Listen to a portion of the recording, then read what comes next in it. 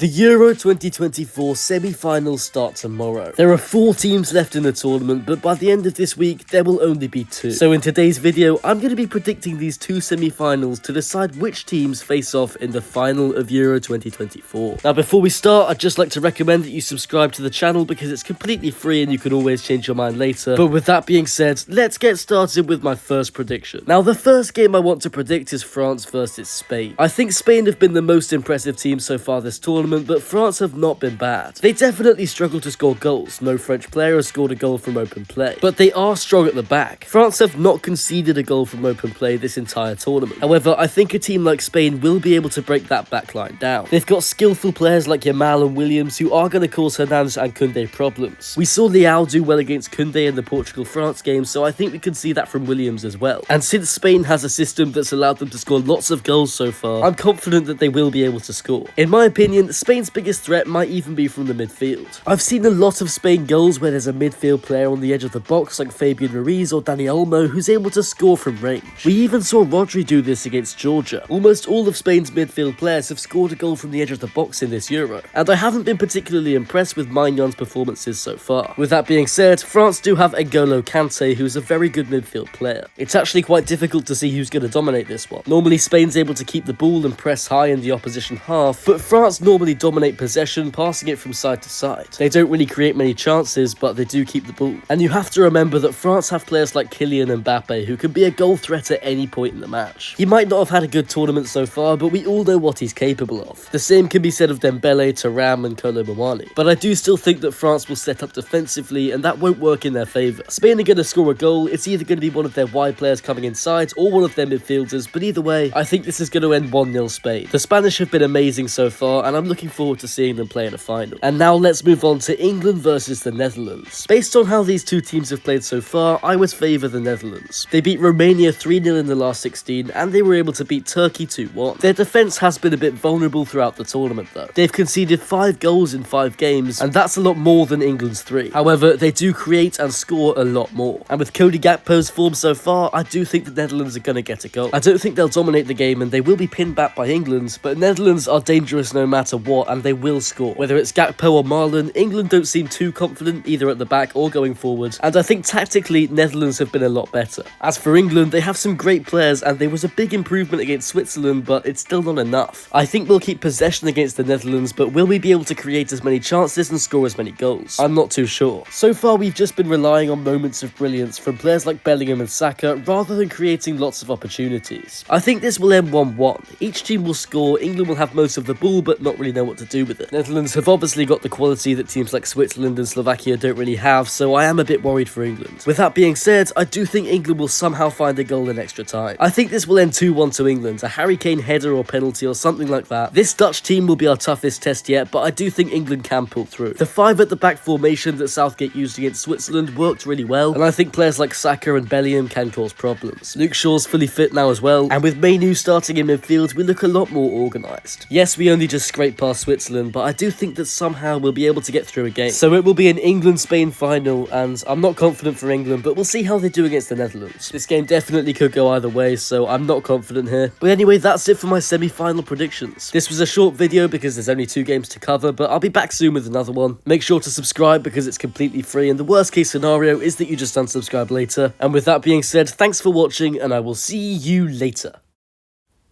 If you made it this far, you might as well subscribe. Go on, subscribe. Please.